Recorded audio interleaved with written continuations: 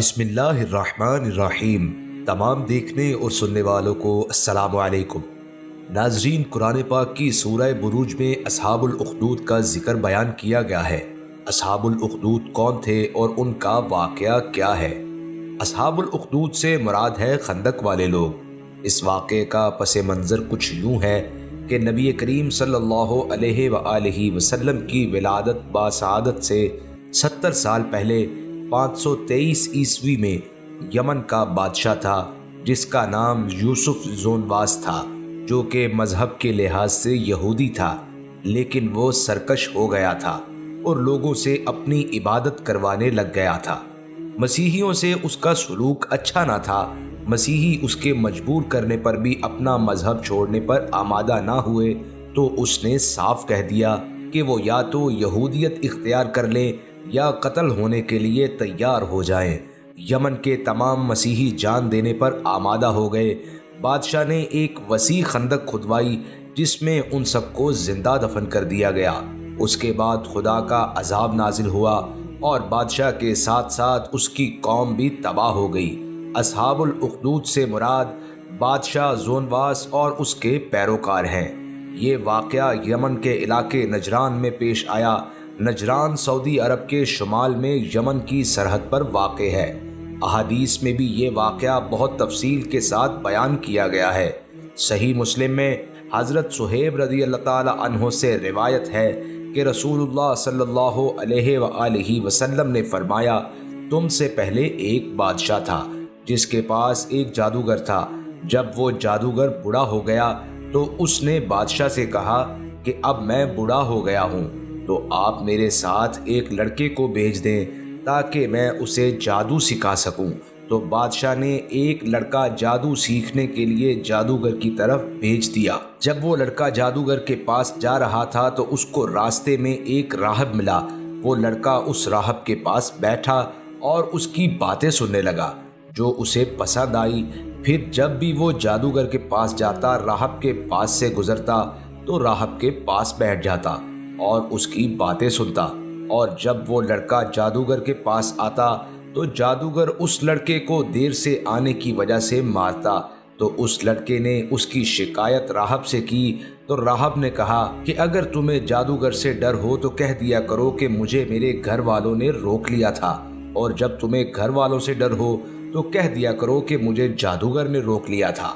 ایک دن اس کے راستے میں ایک خطرناک درندے نے لوگوں کا راستہ روک لیا۔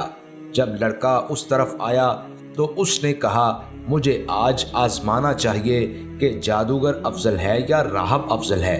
پھر اس نے ایک پتھر پکڑا اور کہنے لگا، اے اللہ، اگر تجھے جادوگر کے معاملہ سے راہب کا معاملہ زیادہ پسند ہے تو اس درندے کو مار دے تاکہ لوگوں کا آنا جانا ہو۔ اور پھر اس نے وہ پتھر اس درندے کو مار کر اسے قتل کر دیا اور لوگ گزرنے لگے۔ پھر وہ لڑکا راہب کے پاس آیا اور اسے درندے کے واقعے کا بتایا تو راہب نے اس لڑکے سے کہا، اے میرے بیٹے، آج تو مجھ سے افضل ہے کیونکہ تیرا معاملہ اس حد تک پہنچ گیا ہے جس کی وجہ سے تو ان قریب ایک مصیبت میں مبتلا کر دیا جائے گا، اور اگر تو کسی مصیبت میں مبتلا کر دیا جائے تو کسی کو میرا نہ بتانا۔ وہ لڑکا اللہ پاک کا نام لے کر مادرزاد اندھے اور کوڑی کو بھی صحیح کر دیتا تھا۔ انہی دنوں بادشاہ کا ایک ہم نشین اندھا ہو گیا۔ اس نے لڑکے کے بارے میں سنا تو وہ بہت سے تحفے لے کر اس کے پاس آیا اور اسے کہنے لگا، اگر تم مجھے شفا دے دو تو یہ سارے تحفے جو میں یہاں لے کر آیا ہوں وہ سارے تمہارے ہیں۔ اس لڑکے نے کہا کہ میں تو کسی کو شفا نہیں دے سکتا، شفا تو صرف اللہ تعالیٰ دیتا ہے، تو اگر تو اللہ پر ایمان لے آئے تو میں اللہ تعالیٰ سے دعا کروں گا کہ وہ تجھے شفا دے دے۔ پھر وہ شخص اللہ پر ایمان لے آیا تو اللہ تعالیٰ نے اسے شفا عطا فرما دی۔ پھر وہ آدمی بادشاہ کے پاس آیا اور اس کے پاس بیٹھ گیا جس طرح وہ پہلے بیٹھا کرتا تھا۔ بادشاہ نے اس سے کہا کہ کس نے تجھے تیری بینائی واپس لوٹا دی؟ اس نے کہا، میرے رب نے۔ بادشاہ نے کہا، کیا میرے علاوہ تیرا کوئی اور رب بھی ہے؟ اس نے کہا، میرا اور تیرا رب اللہ ہے۔ بادشاہ اس کو پکڑ کر اسے عذاب دینے لگا تو اس نے بادشاہ کو لڑکے کے بارے میں بتا دیا۔ پھر جب وہ لڑکا آیا تو بادشاہ نے اس لڑکے سے کہا کہ اے بیٹے، کیا تیرا جادو اس حد تک پہنچ گیا ہے کہ اب تو مادرزاد اندھے اور کوڑی کو بھی صحیح کرنے لگ گیا ہے؟ لڑکے نے کہا، میں تو کسی کو شفا نہیں دیتا، بلکہ شفا تو اللہ تعالیٰ دیتا ہے۔ بادشاہ نے اسے پکڑ کر عذاب دیا، یہاں تک کہ اس نے راہب کے بارے میں بادشاہ کو بتا دیا۔ راہب آیا تو اس سے کہا گیا کہ تو اپنے مذہب سے پھر جا۔ راہب نے انکار کر دیا۔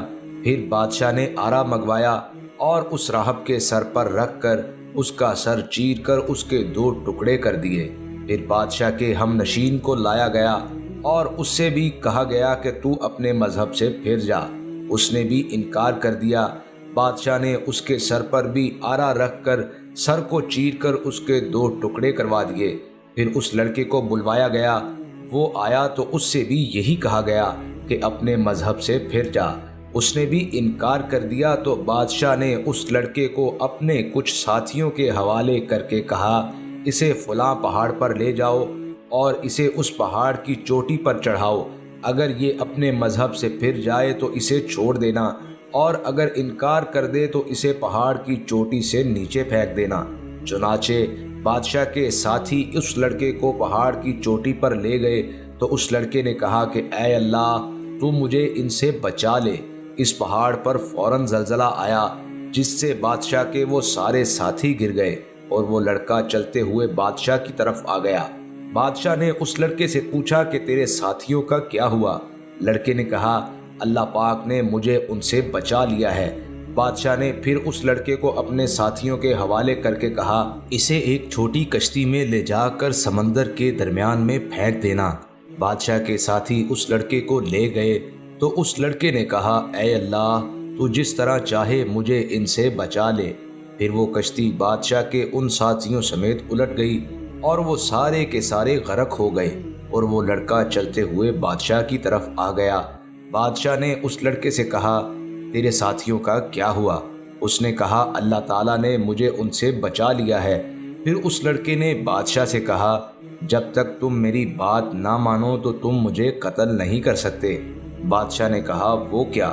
اس لڑکے نے کہا، سارے لوگوں کو ایک میدان میں اکٹھا کرو اور مجھے سولی کے تختے پر لٹکاؤ۔ پھر ایک تیر پکڑو اور کہو، اس اللہ کے نام سے جو اس لڑکے کا رب ہے، اور مجھے تیر مارو۔ اگر تم اس طرح کرو تو مجھے قتل کر سکتے ہو۔